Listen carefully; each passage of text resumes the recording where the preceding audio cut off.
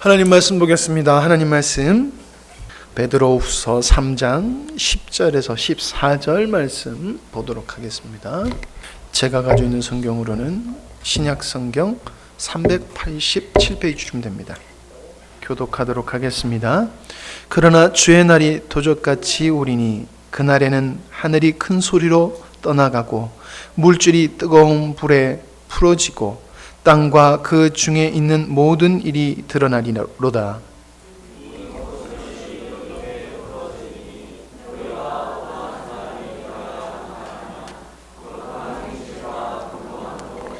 하나님의 날이 임하기를 바라보고 간절히 사모하라. 그날에 하늘이 불타서 풀어지고 물줄이 뜨거운 불에 녹아지려니와.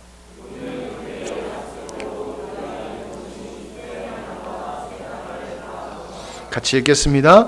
그러므로 사랑하는 자들아, 너 이것을 바라보나니 주 앞에서 점도 없고 흠도 없이 평강 가운데서 나타나기를 힘쓰라.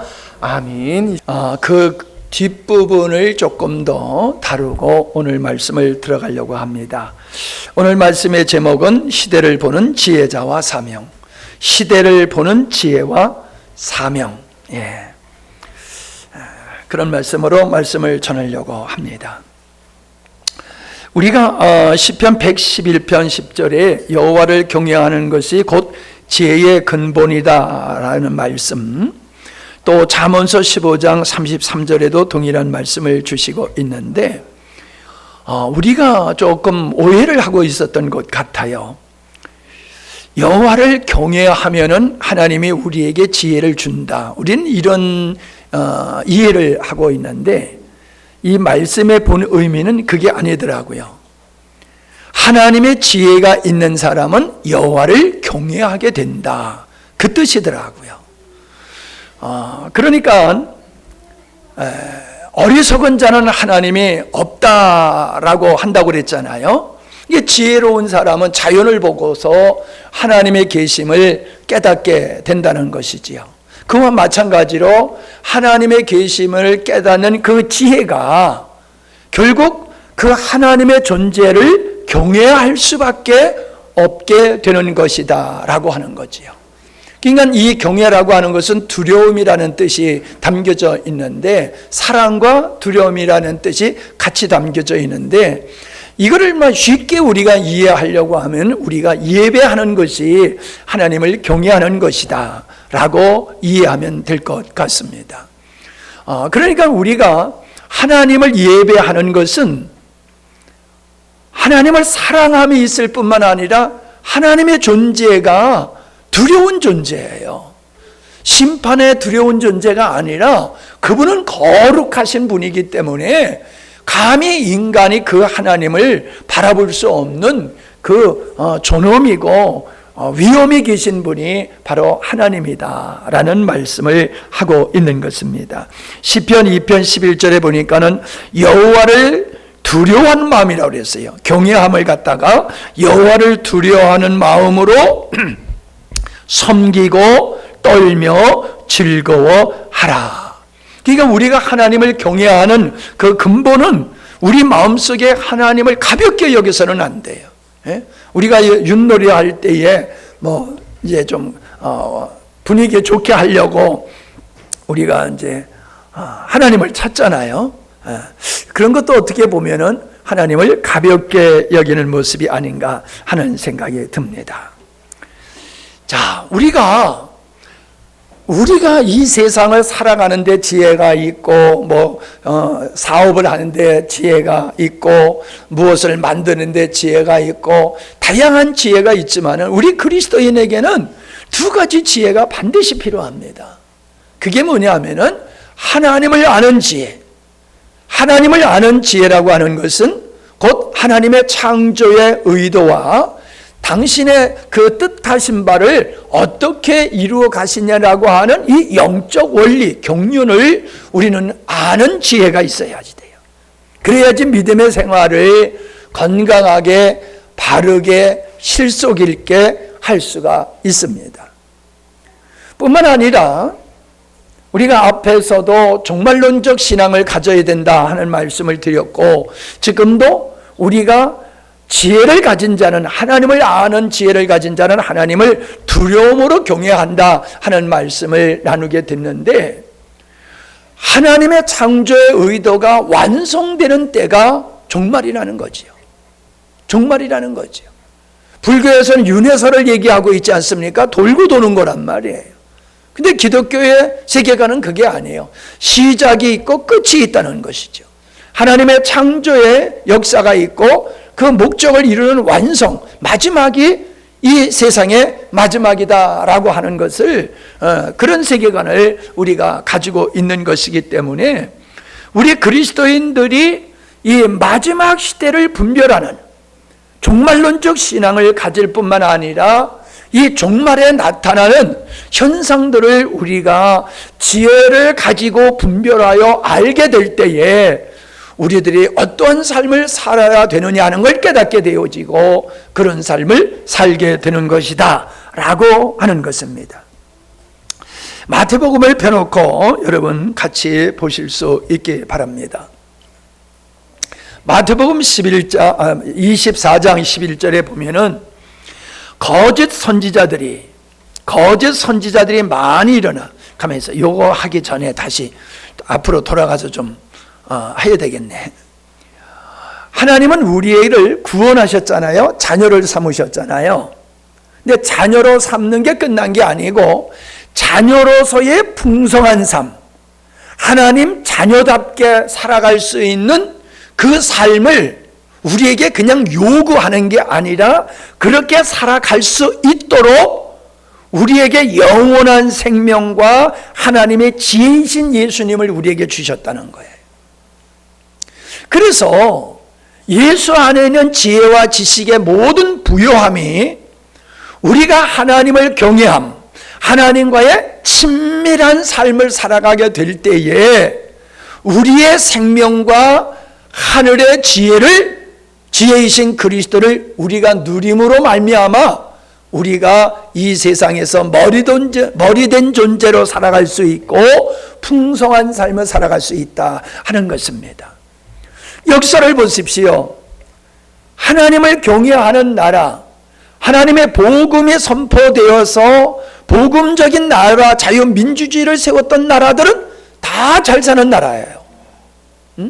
인권이 보장되고 자유가 보장되고 경제가 부흥되고 문화가 발전된 그런 나라들은 다 하나님을 경외하는 나라들이에요. 이제는 보편화가 돼가지고 그 덕에 이제 그렇지 않은 나라도 잘 먹고 잘 사는 이런 시대가 왔지만은, 그러나 선진국이라고 하는 것은 그냥 잘 먹고 잘 사는데 있는 게 아니지요. 그래서 어떤 교수가 그랬단 말이에요. 선진국이라고 하는 것은 사회에 품위가 있는 사회다. 품위가 있는 사회가 선진국이다. 그런 말을 했더라고요. 이제 그걸 나도 이해하기가 좀 쉽고 힘들고 말하기도 힘들고 그러는데, 우리가 사람을 볼 때 저 사람은 품격이 있어, 저 사람 참 품위가 있네, 이렇게 하잖아요. 그와 같이 개인의 품위와 품격이 있듯이 국가도 그런 품위와 품격이 있을 때에 선진국이지, 잘 먹고 잘 산다고 무조건 선진국이 아니라는 거지요. 우리가 이슬람을 보십시오. 이슬람 사회를 보면 품격이 있습니까? 품위가 있습니까? 인권이 보장이 안 돼 있잖아요. 그러니까 아무리 잘 먹고 잘 살아도 그런 나라를 우리가 선진국이라고 말할 수는 없는 거죠. 그냥 경제적으로 부유한 삶을 산다라고 하는 거. 그래서 우리가 지혜와 지식이신 그분, 생명이신 예수님과의 친밀한 관계를 가지고 살아가게 되면은 사회의 구조나 문화나 정서나 이런 것들이 선진화가 되는 거예요. 그래서 풍성한 삶을 살 수밖에 없는 것이고, 예수를 믿는 사람을 보면은 고귀하잖아요. 예수를 믿지 않는 사람들의 삶을 보면 어떻습니까? 그 사람들 들으면 기분 나쁠지 모르지만 우리가 봤을 때는 이렇게 존귀하게 보이지는 않는단 말이에요. 저급하게 보인단 말이에요. 말하는 모습이라든지 행동하는 것이라든지 모든 일상생활을 보면은 저급한 삶을 사는 이유가 어디 있습니까? 하나님이 없기 때문에 그래요.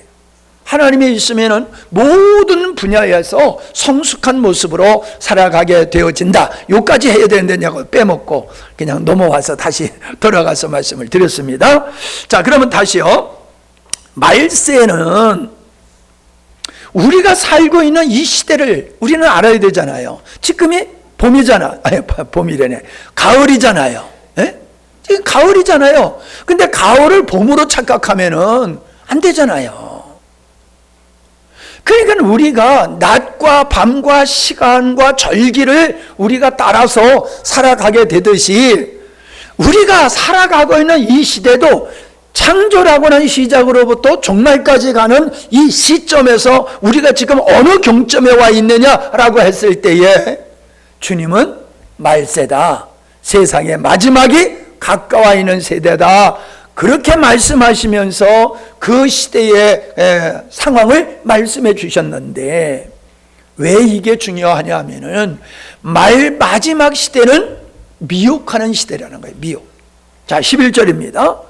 거짓 선지자가 많이 일어나 많은 사람을 미혹하게 하겠으며 그렇게 얘기하고 있어요. 많은 사람을 미혹한다. 자, 24절을 보세요. 24절을 보면은 거짓 그리스도들과 거짓 선지자들이 일어나서 큰 표적과 기사를 보여 할 수만 있으면 택하신 자들도 미혹하게 하리라. 말세가 되면은 미혹하는 일들이 아주 풍성하게 될 텐데 이 미혹하는 마귀의 영이 하나님께서 선택한 그 백성들까지라도 미혹한다는 거예요. 그러니까 안전지대는 없다는 거죠. 우리가 살고 있는 이 시대에 마귀로부터 안전지대가 없다는 거예요. 내가 예수를 믿고 구원받았어도 마귀는 우리를 미혹하고 시험해가지고 믿음에서 떨어지도록 하는 일을 아주 성실하게 하고 있다는 거예요. 그러면 어떻게 된다는 거예요? 깨어있으라. 깨어있으라.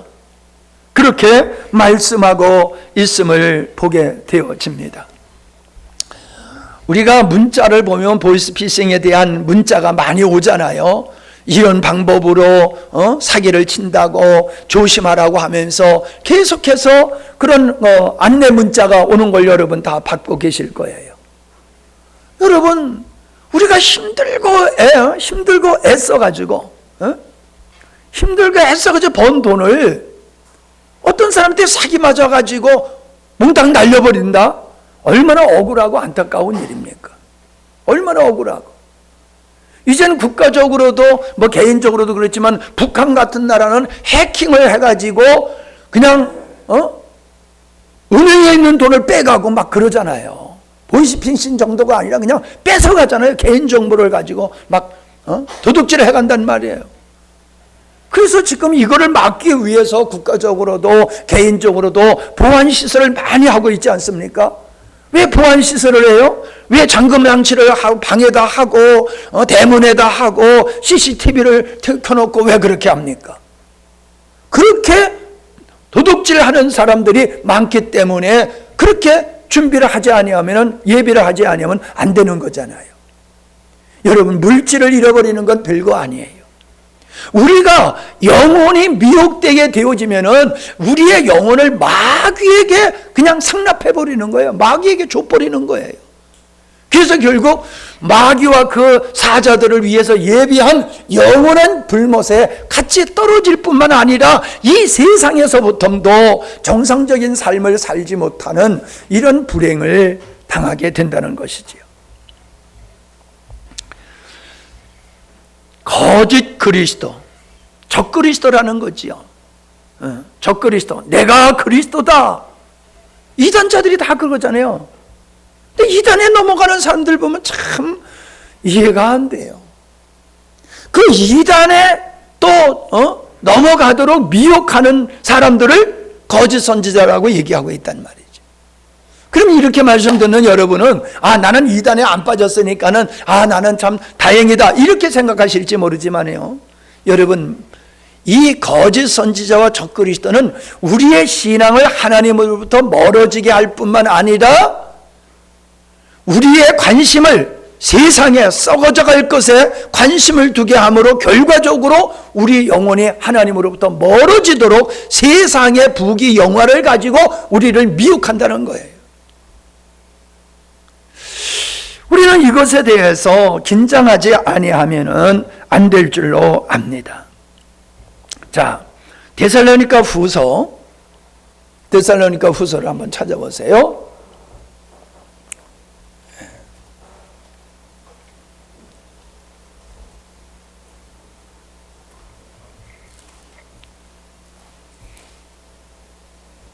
데살로니가 후서 2장 8절부터 보면은 7절부터 보면은 불법의 비밀이 이미 활동하였으나 지금 막는 자가 있어 그 중에서 옮길 때까지 하리라. 8절. 그때야 불법한 자가 나타나려니. 불법한 자가 뭐예요? 거짓 선지자들이지요. 적그리스도이죠. 나타나려니 주 예수께서 그 입의 기운으로 저를 죽이시고 강림하여 나타나심으로 패하여 지리라. 결국 거짓 선지자와 이 적그리스도는 패하게 된다는 얘기예요. 그러나 9절 말씀을 보십시오.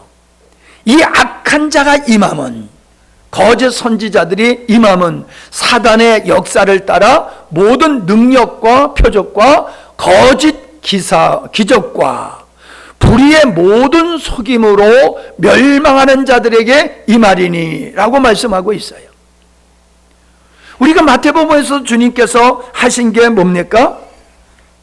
24절에 거짓 그리스도와 거짓 예언자들이 일어나서 큰 기적과 놀라운 일을 행하여 할 수만 있으면 선택된 자들까지라도 미혹하게 할 것이다 라고 얘기를 하고 있는데, 말씀을 하셨는데, 이 데살로니가 후서에서도 그렇게 말씀하고 있잖아요. 모든 능력과 표적과 거짓 기적, 그리고 잘못된 이론, 거짓된 복음을 가지고 많은 사람을 미혹할 것이다 라고 말씀을 하고 있습니다. 근데 중요한 것은 이겁니다. 미혹받는 사람은 미혹받을 수밖에 없는 요소를 가지고 있는 거예요. 내가 기회 있을 때마다 얘기하지만은 사기를 당하는 사람은 사기성이 있는 거예요. 다시 말하면 일확천금을 벌려고 하는, 땀 흘리지 아니하고 어떤 소득을 취하려고 하는 사람, 그런 마음을 가진 사람이 사기를 당하기가 쉽습니다. 근데 어떤 사람은 나는 누구 도와주기도 싫고 난 도움받기도 싫어, 이런 사람은요 절대로 미혹받지를 않아요. 네. 아무리 꼬셔도 난 공짜 돈 안 받아. 그런 공짜를 받기를 원치 않는 마음을 가진 사람한테 뭘 줄 테니까는 뭘 줘가지고 미혹하려고 그러면 그게 먹혀들겠어요? 안 먹혀들죠. 그러니까 모든 능력과 표적과 거짓 기적에 넘어가는 사람들은 어떤 사람들이냐? 꼭 그런 사람이에요. 수고하지 아니하고 돈 벌려고 하는 사람, 불안당들이에요. 그리고 자꾸 신비주의, 인격적으로 하나님의 말씀을 따라 사는 신앙이 아니라 신비주의, 이런 신앙을 가진 사람들은 이런 사단의 역사에 노출되어지고 그들이 미혹되게 되어 있다라는 말씀을 하고 있는 거예요. 자, 10절 중반부터 보세요. 이는 저희가 진리의 사랑을 받지 아니하여 구원을 얻지 못함이라. 12절 보세요. 진리를 믿지 않고 불의를 좋아하는 모든 자로 심판을 받게 하려 하십니다. 하나님께서 누구를 미혹되도록 그냥 내버려 두시냐 하면은 진리를 듣지 않아. 진리를 듣지 아니하고 불의를 좋아하고 육적인 걸 탐하고 세상적인 것에 탐하는 사람들은 하나님께서 이 거짓 선지자와 마귀의 역사로 말미암아 그들의 기사와 표적과 역사를 보고 넘어지게 하도록 그냥 내버려 두신다라고 하는 겁니다. 아담이 선악과를 봤을 때에 기겁을 해야 되는 거거든요. 왜? 하나님이 저거 먹으면 너 죽는다 했으니까는 거긴 근처도 가지 말아야 되는데 그가 선악과를 바라볼 때에 먹음직하고 지혜롭고 탐스럽게 보였다는 거지요. 호감이 생긴 거예요. 호감. 관심이 있는 정도가 아니에요. 호감이 있는 거예요. 무슨 마음이 거기에 뺏겨버린 거예요. 이 세상의 마음을 빼앗긴 사람은 진리가 귀에 들어오지 아니하고 거짓된 소리가 너무 잘 들어오고 그냥 그게 믿어지는 거예요.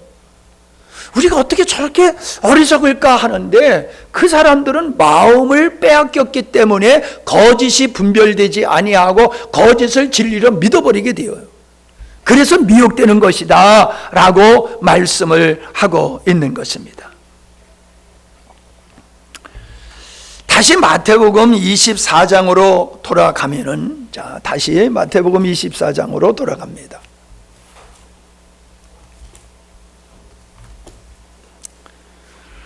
(42절을) 보세요. 42절. 예. 그걸 보기 전에 그 위에 말씀을 보면은 어떤 그 시대가 오느냐라고 하는 걸 말씀하고 있잖아요. 제가 늘 얘기했지만은 주님께서는 예수님이 오실 때는 노아의 때와 같이 사회적인 현상이 그렇게 될 것이다. 사회적 정서가 오직 먹고 마시고 장가 들고 시집가고 사고 팔고 하는 일에 몰두하다가 갑자기 주님이 이 땅에 오실 때 홍수가 나서 멸망된 것 같이 그렇게 사람들은 노아 시대 때와 같이 먹고 마시고 즐기고 쾌락에 빠져 있을 때에 홍수가 임한 것 같이 주님의 때가 임할 것이다 라고 말씀을 하고 있다는 것입니다. 그래서 하시는 말씀이 뭡니까? 깨어 있어라 라고 말씀하시는 거예요. 깨어 있어라. 부입시 당하지 아니하려고 긴장하듯이 우리는 깨어 있어야 된다는 거예요. 마귀가 어떤 모습으로 우리의 믿음이 떨어지게 하려고 할지 모르기 때문에 어떤 방향에서 어떤 방법으로 우리를 시험에 빠지고 믿음에서 떨어지게 할지 모르기 때문에 항상 깨어 있어야 된다. 그런 말씀을 하면서 25절에서는 지혜로운 다섯 처녀, 미련한 다섯 처녀에 대한 이야기를 하고 있잖아요. 지혜로운 다섯 처녀는 준비를 했어요. 지혜롭기 때문에. 신랑이 언제 올지를 모르니까는 기름을 넉넉히 준비했어요. 그럼 미련한 사람, 지혜가 없는 처녀는 그 준비를 안 해서 신랑을 맞이하지 않았잖아요. 이 비유의 말씀을 하시는 이유가 뭐예요? 깨어 있어야 되는 거다. 여러분, 우리들의 마음이 세상에 빼앗겨버리면 그게 잠들어 있는 영혼이에요. 깨어있는 영혼은 주님 안에서 주님을 바라보고 주님과의 지속적인 친밀한 관계를 가지며 사는 게 깨어있는 것이라고 하면은, 잠들어 있는 것은 육체를 따라서 세상 것을 탐하며 거기에 깊이 빠져있는 사람을 영적으로 잠든 사람이다 라고 말씀을 하고 있다는 것입니다. 주일날 예배당에 나와서 예배만 드려있다고 깨어있는 게 아니에요. 내 생각과 마음이 늘 주님을 바라보고 있느냐 아니면 세상을 바라보고 있느냐에 따라서 달라진다는 거예요. 세상을 바라보는 사람은 마귀의 미혹의 대상이 되는 거다, 그 말씀을 하고 있는 것이지요. 또 예비하고 있으라. 44절. 예비하고 있으라. 생각지 않는 때에 인자가 오리라. 예비하고 있으라. 여러분, 충성된 것을 우리에게 말씀해 주고 있는 것을 보게 되어집니다. 달란트 비유가 또 그 처녀의 비유에 그 혼인잔치 비유에 뒤에 이어서 나오는 비유가 달란트 비유지 않습니까?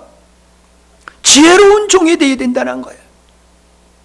그 뒤에 여기 45절에 보면은 지혜로운 종이 되어 가지고 주인이 그 집에 그 집 사람들을 맡아 때를 따라 양식을 나눠줄 자로 임명했기 때문에 그 양식을 제때에 집 사람들에게 나눠주는 이 충성된 종과 같이 착하고 충성된 종아, 갑절로 남긴 종에게 착하고 충성된 종아라고 말씀하고 있지 않습니까? 우리가 깨어있는 정도가 아니라 하나님을 향하여 적극적으로 착하고 충성된 종의 삶을 살아가게 될 때에 마귀가 틈타는 걸 막을 수가 있다는 거예요. 아담이 그렇게 벌써 마음이 뺏겼을 때에 사탄이 틈탔던 것과 같이 이 땅에서 시험되는 사람은 세상을 그리워하고 목말라하고 좋아하고 마음과 생각 세상에 뺏겼을 때 사탄이 틈타서 그를 미혹하여 넘어뜨린다라고 말씀을 하고 있는 것입니다. 예비하고 있으라. 우리는 예수님의 제자들이면은 시험에 빠지지 않을 것 같은 사람들로 인식이 되지 않습니까? 근데 그들이 예수님이 십자가 질 때 다 시험 들어서 다 넘어졌잖아요. 예수님 모른다라고 부인하고 살려고 다 도망갔잖아요. 베드로는 예수님을 3번씩이나 모른다고 부인을 했지 않습니까? 그런데요, 놀라운 것은 그 예수님이 잡히시기 전에 예수님께서 내가 십자가에 못 박혀 장로들과 제사장들에 의해서 내가 버림을 받아가지고 십자가에 못 박혀 죽게 될 거야 라는 말씀을 예수님이 하셨어요. 그런데도 그 말씀을 하신 그 예수님의 뒤를 쫓아가는 제자들은 누가 큰 자냐라고 기재기를 했다는 거예요. 누가복음 22장 24절에 보니까는 제자들 사이에서 누가 가장 위대하냐고 하는 문제로 서로 말다툼을 했다라고 얘기를 하고 있어요. 예수님은 지금 십자가에 못 박혀 죽을 거라고 말씀을 하셨음에도 불구하고 제자들 중에서 누가 수제자냐 이걸 가지고 다퉜다는 거예요. 그러니까 뭡니까? 영적으로 깨어있는 모습이 아니죠. 예수님과 동행하고 있으나 그들의 마음은 큰 자가 되고자 하는 것에 마음이 타 있었다는 거예요. 그러니 마귀의 시험에 미혹에 넘어갈 수밖에 없는 거지요. 그러므로 유다는 예수님을 팔려고 하는 그 대상이 된 거예요. 파는 자가 되는 대상이. 성경에 보니까는 마귀가 유다의 마음속에 들어갔다라고 얘기를 하고 있습니다. 그러므로 말미암아 예수님을 팔려고 하는 논의를 제사장들과 했다. 그게 누가복음 22장 3절에 4절에 나와 있는 거예요. 유다의 마음속에 마귀가 들어가니 그가 예수님을 팔아버릴 계책을 세웠다라고 얘기하는 것입니다.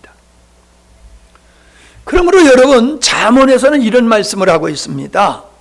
성내기를 더디하는 사람은 용사보다 낫고 자기 마음을 다스릴 줄 아는 사람은 성을 점령하는 장수보다 낫다라고 말씀하고 있어요. 무슨 얘기입니까? 마음을 지키는 것은 성을 빼앗는 것보다도 더 위대하다는 거예요. 우리의 마음을 지키지 못하면은 모든 걸 다 잃어버린다는 거예요. 왜? 우리 영혼을 도둑질 당하기 때문에. 그래서 가장 중요한 게 물질을 지키는 게 아니라 이 말입니다.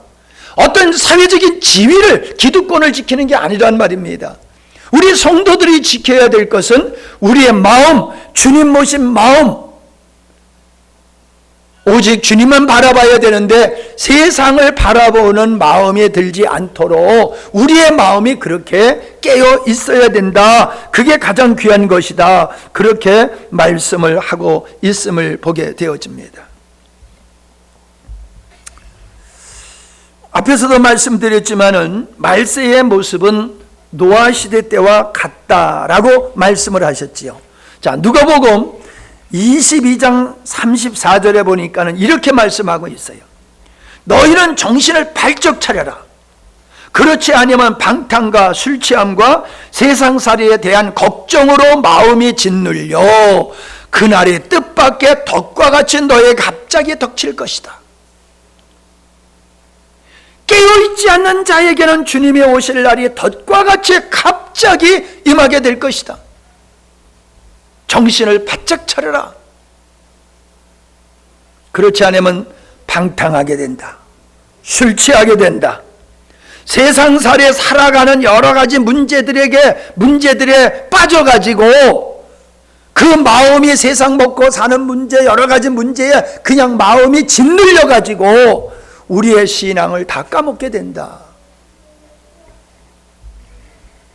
그럼 우리가 살아가는 데에 그런 어려움이 있는데 우리가 그런 어려움으로부터 어떻게 자유할 수 있습니까? 라고 반문할지 몰라요. 주님은 분명히 말씀하셨어요. 너희는 그 나라와 그 의를 구해. 그래야만 이 모든 것을 너에게 더해줄 거야. 먹고 마시는 문제 가지고 걱정하지 마라.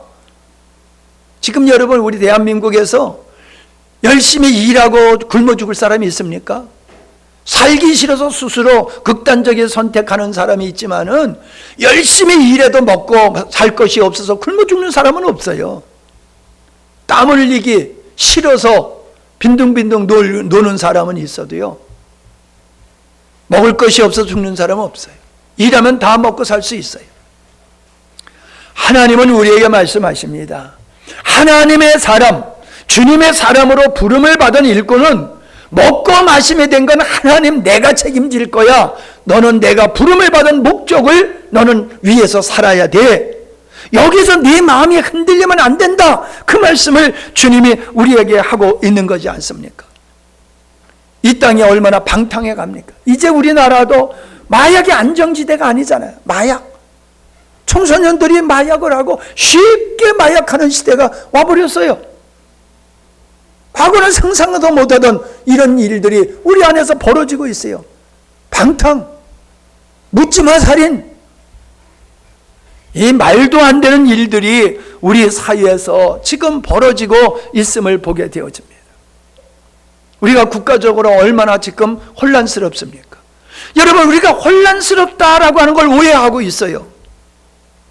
이 혼란스러운 것은 불의함이 충만하기 때문에 사회가 혼란스러워지는 거예요. 그냥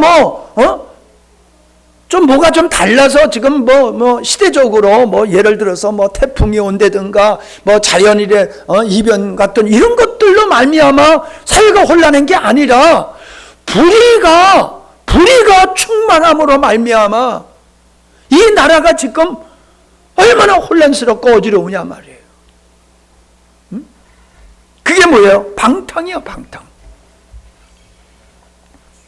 술 취함, 방탕. 이런 것에 마음에 빼앗긴 사람들은 주님의 오실 날이 덫과 같이 임할 것이다. 그렇게 말씀하고 있습니다. 그러므로 46절에 보면 또 뭐라고 말씀하고 있습니까? 46절에 누가복음 22장 46절에 보면은 그러므로 시험에 들지 않도록 기도해라. 여러분, 우리가 먹고 마시는 문제를 위해서는 기도를 잘해요. 경제적인 문제, 건강의 문제를 위해서, 자녀들의 미래를 위해서, 나의 미래를 위해서는 기도해요. 그러나 시험에 들지 않도록, 미혹에 받지 않도록 우리는 하나님 앞에 기도하고 있습니까? 우리의 자녀들이 세상의 거짓된 이론과 철학에 미혹되지 않도록 우리가 자녀를 위해서 기도해 주는 게 영적 보호자의 역할인 것이거든요.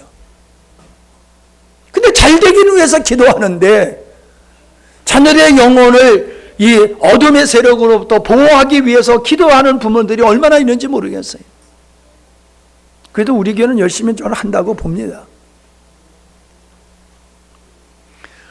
우리의 자녀들이 특치를 안 놔도 괜찮습니다. 특치를 안 놔도 괜찮아요.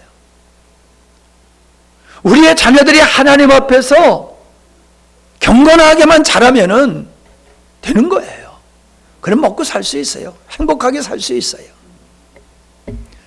시험에 빠지면요, 사회적으로 성공하고 출세해도 인간다움을 상실해버리고 인생을 망조로 들어가는 거예요. 잘 기억하십시오.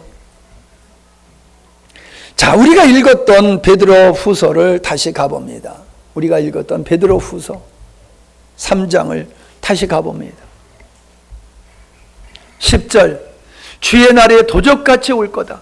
도적이 언제 온다고 예고하고 옵니까? 예고하고 오지 않잖아요, 도적은. 그와 같이 주님의 날은 도적같이 온다. 왜 그렇게 도적같이 올까요? 근데요, 하나님은 우리에게 분명히 말씀해 주셨잖아요. 마지막의 시대의 어떤 현상을 말씀해 주셨잖아요. 그 지혜로운 사람은 그 현상을 보고서 이 마지막 때로구나 하면서 깨어 있다는 거예요. 근데 세상에 푹 빠져 있는 사람은 하나님께서 분명히 마지막 시대의 징조를 보여주었고 그 징조가 나타남에도 불구하고 분별을 못한다는 거예요. 지혜가 없어서.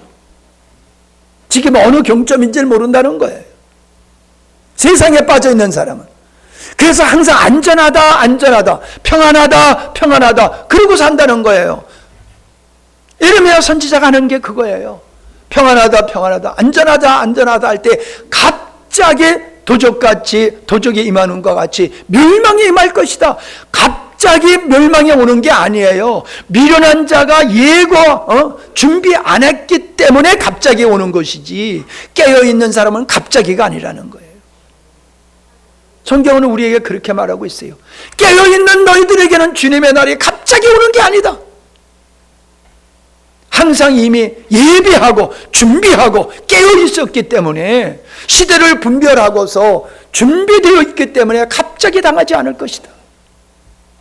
그렇게 말씀하고 있어요. 주의 날이 도적같이 오리니 그날에는 하늘이 큰 소리로 떠나가고 체질이 뜨거운 불에 풀어지고 땅과 그 중에 있는 모든 일이 드러나리라. 여기서 드러나리라라고 하는 말은 다 없어지리라라는 뜻과 같은 거예요. 세상의 모든 게 싹 불타 없어진대요. 여러분 그게 가능하다고 생각합니까? 충분히 가능해요. 수소폭탄 몇 개만 터뜨리면은 지구는 그냥 폭발하고 말아요. 우리가 마치 지금 폭탄을 머리에 이고 사는 그런 형국에 지금 있음에도 대부분의 사람들은 그걸 못 느끼고 있어요. 지금 북한 테러 집단, 정상적인 나라가 핵을 가지고 있으면 문제가 안 돼요. 왜? 그걸 쓰면 죽는 거니까. 자멸이니까는 쓸 수가 없는 게 핵폭탄이에요. 근데 정신질환들, 이 북한 김정은과 같은 이런 집단, 테러 집단, 여러분 비행기를 몰고 가가지고 9.11 테러하는 거 봤잖아요. 자기 죽음도 두려워하지 않아요. 성전이라고 하면서 전쟁을 일으키고 무고한 사람을 막 죽이고 빌딩을 무너뜨리고 막 그러잖아요. 그런 사람들은 세상이 멸망되는 건 무섭지 않아요. 자기가 죽어가는데 뭐가 무서워요. 이제 나도 죽고 모두 죽자. 그리고 세상을 뻥 터뜨릴 수도 있어요. 충분히. 그래서 북한을 염려하고 북한의 핵이 테러 집단으로 갈까봐 지금 전전긍긍하고 있잖아요. 근데 이게 지금 제대로 정리가 안 되고 있는 거 여러분 다 알고 있지 않습니까? 어떤 모습이든지 핵을 통해서든지 자연 이변을 통해서든지 어떤 모습이든지 분명한 것은 처음 하늘과 처음 땅은 없어질 것이라는 거예요. 그리고 13절에 보면 뭐라 그랬어요? 새 하늘과 새 땅, 하나님께서 약속하신 새 하늘과 새 땅이 우리에게 올 것이다 라고 말씀하고 있습니다. 그러므로 11절에 뭐라고 말씀하고 있습니까? 그러므로 너희가 어떤 사람이 되어야 마땅하냐? 어떤 사람, 어떻게 살아가는 게 마땅하냐? 먹고 마시고 노아 시대 때와 같이 그렇게 세상에 푹 빠져가지고 그게 살아가는 게 그게 행복이냐? 아니다라는 거예요. 왜? 그 사람들은 이 땅에 불타 없어질 때 같이 불타 없어질 것이지만은 경건한 행실과 경건함으로 하나님의 날, 주님의 심판 날을 바라보며 간절히 사모하는 자들에게는 새 하늘과 새 땅이 그에게 유업으로 주어질 것이다. 할렐루야. 여러분, 우리는 이것이 소망이 되어야 된다는 거예요. 성도의 소망은 이 땅에서가 아니란 말이에요. 영원한 나라를 소망하면서 그 나라를 사모하면서 바라보고 사모하면서 경건한 거룩한 행실과 경건한 삶을 살아가야 된다. 맨날 고추밭에 가서 고추 따는 걱정이나 하고 콩밭에 가서 콩밭 매는 거나 생각을 하고 주님은 까마득하게 생각하지 아니하고 살아간단 말이에요. 그 사람이 마지막 때에 부끄러움을 당할 수 있는 사람이 된다라고 분명히 말씀했는데도 지혜롭지 못한 사람은 여전히 그 자리에서 벗어나지 않는 거예요. 깨어날 줄 몰라. 여러분은 한 분도 그런 분이 없기를 바랍니다. 14절을 보세요. 그러므로 사랑하는 자들아, 너희가 이것을 바라보나니 주 앞에서 점도 없고 흠도 없이 평강 가운데서 주의 나타나심을 힘쓰라. 정결한 신부로서 결혼식 날을 준비하듯이 주님 오실 날을 위해서 우리가 그렇게 살아가야 된다라고 말씀하고 있습니다. 여러분, 배가 침몰하는데 거기서 누가 왕이냐는 게 무슨 의미가 있어요? 배가 침몰하는데 거기서 누가 왕이냐가 무슨 의미가 있냐고요. 이 세상은 침몰하는 배와 같은 거예요. 곧 불타 없어질 그런 배와 같은 거예요. 거기서 왕 되는 게 중요한 게 아니에요. 거기서 탈출해가지고 살 길을 찾아야지. 우리는 이 땅에서 영원히 살 수도 없고 이 땅에서 누리는 영광이 영원하지도 않아요. 뭐 안 되면 좀 어떻습니까? 잘 된들 그게 뭐 그렇게 큰 의미가 있습니까? 새 하늘과 새 땅을 바라보면서 그날을 준비하는 우리가 되어야 될 줄로 믿습니다. 예. 그래서 데살로니가 전서 5장 1절로 8절도 이와 동일한 말씀으로 기록되어 있기 때문에 시간이 없어서 그냥 넘어갑니다. 이제 결론을 맺겠습니다. 에스겔서 33장에 보면은 우리를 파수꾼으로 삼았다라고 말씀하고 있습니다. 너 사람아, 너 사람아. 이게 누굴 가리키는 거예요? 믿는 자들을 가리키는 거예요. 이스라엘을 가리킬 뿐만 아니라 믿는 자들을 가리키는 거예요. 그래서 내가 너를 네 민족의 파수꾼으로 세웠다. 그래서 그 말씀이 쭉 이제 10절까지의 말씀이 뭐냐 하면은 파수꾼이 파수를 할 때에 적이 오는 것을 보고 나팔을 불어서 피하게 하고 대비케 하게 되어지면은 그 음성을 나팔 소리를 듣고 대비한 사람은 살 것이고 나팔 소리를 듣고도 무시한 사람은 칼에 맞아 죽게 되지 않겠느냐. 네가 나팔을 불어서 위험한 경고를 알렸다라고 하면은 죽어가는 사람들, 경고를 무시함으로 죽어가는 사람들에 대해서는 책임을 묻지 않겠다. 그러나 네가 적군이 오는 걸 보고도 나팔을 불지 아니함으로 말미암아 사람들이 죽게 된다라고 하면 내가 그 핏값을 너에게 묻겠다. 그게 에스겔서 33장의 말씀이에요. 이게 뭔 말씀입니까, 여러분? 우리를 이 시대의 파수꾼으로 세우셨다는 거예요. 우리 가정의 파수꾼을 세우고 이 시대의 파수꾼을 세워서 개인이, 교회가 이 시대를 향하여서 경고를 해야 된다는 거예요. 경고. 영적인 위기, 주님의 오실 날이 가까웠음을 우리가 알려서 사람들로 하여금 그 세상에 미혹됐던 자들이 깨어서 주님 오실 날을 준비하도록 하는 일을 우리에게 사명으로 주셨다. 그 말씀이에요. 우리가 누구라고요? 파수꾼이에요. 여러분 세월호 침몰했을 때 선장이 빤스바람으로 지 살겠다고 나오는 거 봤잖아요. 사람이 다 욕을 했단 말이에요. 저놈은 선장이 돼가지고 애들은 다 죽는데 지 살겠다고 지 혼자 겨나온다고. 그가 지금 뭐 감옥에 있는지 어떻게 됐는지 모르지만 지는 살았어. 죽은 사람은 애매하게 죽고. 세상에는 그렇지만은 하나님은 그렇지 않다는 거예요. 내가 너를 파수꾼으로 삼았는데 네가 경고를 알리지 아니함으로 죽는 사람은 그들의 죄로 죽지만은 너는 알리지 않음으로 내가 핏값을 너에게 묻겠다. 이게 하나님이 우리에게 하시는 말씀이에요. 선장과 같이 나 혼자 구원받고 땡이에요? 여러분 가족을 구원할 사명이 파수꾼 여러분을 통해서 주어진 거예요. 여러분의 파수꾼 역할을 통해서 믿지 않는 가족들이 구원받게 하고 믿지 않는 이웃들, 친구들, 동료들, 이웃들 그들을 살려라. 이게 마지막 시대에 너희들에게 준 사명이다. 왜 내가 재림을 미루고 있는지 아느냐? 9절에 말씀해 보니까 베드로후서 9절에 말씀해 보니까는 주의 약속은 어떤 이들이 더디다고 생각하는 것 같이 더딘 것이 아니라 오직 너희를 대하여 오래 참으사 아무도 멸망치 않고 다 회개하게 이르기를 원하기 때문에 주님의 재림이 늦어지는 거다라고 말씀하고 있어요. 할 수만 있으면 미혹하여 넘어뜨리려고 하는 마귀의 역사가 있는가 하면은 할 수만 있으면은 한 사람이라도 더 구원받을 수 있도록 재림의 시기를 늦추고 있다고 말씀하고 있잖아요. 근데 우리는 뭐 하고 있는 거예요? 때가 되면 예수 믿겠지? 웃기는 소리 하지 마세요. 때가 되면 예수 믿는 법은 없어요. 그가 마귀에게 사로잡혔는데 어떻게 그가 주님 앞에 나옵니까?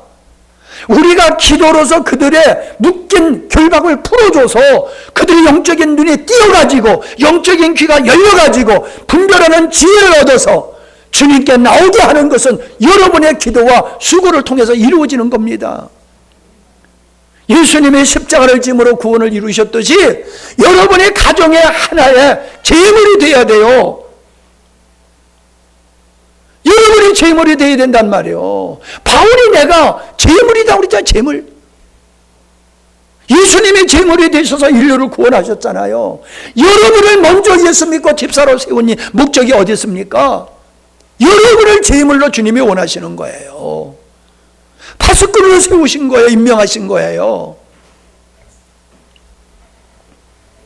맨날 거룩만 얘기하고 뭐 감사하다고만 얘기한다고 뭐 하나님이 기뻐하실 줄 아세요? 너는 내 사명을 감당해야 된다고 말씀하고 있는 거예요. 마태복음 24장 14절에 보면은 뭐라고 말씀하고 계십니까? 천국 복음이 모든 민족에 증거되기 위하여 온 세상에 전파되리니 그제야 끝이 오리라. 천국 복음이 세상 끝까지 모든 민족이 들을 때에 그때가 바로 예수님이 오실 때다라고 말씀하고 있습니다. 그래서 열심히 선교하는 단체도 있잖아요. 선교단체가. 여러분, 우리는 선교, 이 복음의 땅끝까지 전파돼야지 주님이 오신다고 그러니까는 선교를 가는 것도 맞지만은 우리가 같이 살면서도 교회 한 번도 안 나온 사람이 있어요. 우리 중에 교회에 대해서 한 번도 안 나오고 예수님에 대해서 한 번도 못 들은 사람이 있어요. 그 사람이 땅끝이야. 안 믿고 안 믿는 거, 즉 나팔 소리 듣고 경고를 듣고도 그거 무시하는 건 그 책임이야. 그와 같이 우리가 복음을 전하고 안 믿는 건 그 책임이야. 그러나 우리는 전해야 된단 말이에요. 땅끝까지. 복음을 듣지 못한 자에게 복음을 그냥 교회 가자 이게 복음 전하는 거 아니에요. 복음 전하는 건 교회 가자가 아니라 복음을 진짜 전해야 된단 말이에요. 너 좀 들어. 그리고 앉혀놓고 얘기하고 밥 사주고 앉혀서 얘기하고 꿇어 앉혀놓고 복음을 들려줘야 된단 말이에요. 그게 우리 사명이란 말이에요. 이게 경고하는 거예요. 구원하기 위한 권고. 여러분 믿지 않는 가족들 놓고 어떻게 그렇게 편안하게 계실 수 있습니까? 그분들이 믿고 안 믿는 건 그분들에게 달려있지만은 우리가 해야 할 것은 파수꾼의 사명이야. 파수꾼의 사명. 그건 우리가 해야 된다는 거예요. 믿고 안 믿는 것까지가 우리가 어떻게 할 수 없어. 그러나 파수꾼의 사명은 감당해야 돼. 뺨 따고 얻어맞고 미친 소리 듣고 불이익을 당해도 우리는 하나님이 주신 지혜로 이 영적인 세계, 마지막 세계, 영원한 세계를 보았기 때문에 복음을 전해야 될 줄로 믿습니다. 이번 이 추수감사절 때에 정말로 믿지 않는 우리 가족들, 이웃들, 친지들 모시고 와서 복음을 들을 수 있는 그런 기회를 제공하시는 우리 여러분이 되시기를 주의 이름으로 부탁합니다. 하나님 아버지 감사합니다. 우리에게 하늘의 지혜를 주시어서 하나님을 알게 하시고 복음의 능력을 알게 하시고 우리로 하여금 마지막 시대를 바라보며 살 수 있는 은혜를 주심을 감사합니다. 여기 멈추지 않게 하시고 이제 파수꾼으로서의 사명을 감당하게 하시옵소서. 늘 깨어있음으로 말미암아 그리고 준비함으로 말미암아 그날이 도적같이 임하는 부끄러움을 당하지 않게 하시고 참으로 예비함으로 영광의 주님을 맞이할 수 있는 우리 모두가 되게 하시고 우리가 파수꾼의 사명 땅끝까지 복음을 전하는 사명을 감당함으로 주님 오실 날을 예비하고 준비할 수 있는 우리 모두가 되게 해 주시옵소서. 이번 추수감사절에 참으로 우리에게 풍성한 것을 주심을 감사하는 절기뿐만 아니라 영혼을 추수하여 하나님 나라 창고에 채우는 이러한 일들을 우리가 멋지게 감당할 수 있도록 주께서 우리에게 은혜를 베풀어 주시어서 잘 감당케 해 주시옵소서. 11조 드렸습니다. 선교헌금 드렸습니다. 차량헌금 드렸습니다. 구제헌금, 감사헌금 드렸습니다. 하나님 감사합니다. 저희들 믿음으로 11조 드리게 하시고 주의 나라를 위하여서 하나님 동참할 수 있는 헌금의 생활을 하게 하시고 몸 바쳐서 주님 앞에 예배하며 하나님의 교회를 세워가는 일에 헌신케 하심을 감사합니다. 어린아이라고 해서 관람자로서 제외된 자는 없는 줄 압니다. 어린아이, 청소년, 청년, 남녀노소 가리지 아니하고 그 모두는 하나님의 영광을 위하여 헌신하는 자요 부름을 받은 자임을 믿고 그렇게 살아가게 하시고 그렇게 살아가는 자들에게 하나님의 한량없는 은혜가 임하는 복된 영혼들이 되게 하여 주시옵소서. 주여 사명을 감당할 수 있도록 주께서 저들의 건강을 지키시고 환경을 지켜주시옵시며 저희들이 참으로 예수님 때문에 고난을 당하나 낙심하지 아니하고 기뻐하며 즐거워하며 이 십자가의 길을 기쁨으로 달려가는 승리의 용사들이 될 수 있도록 은혜 베풀어 주시옵소서. 감사드리며 예수님의 이름으로 축복하고 기도하옵나이다. 아멘.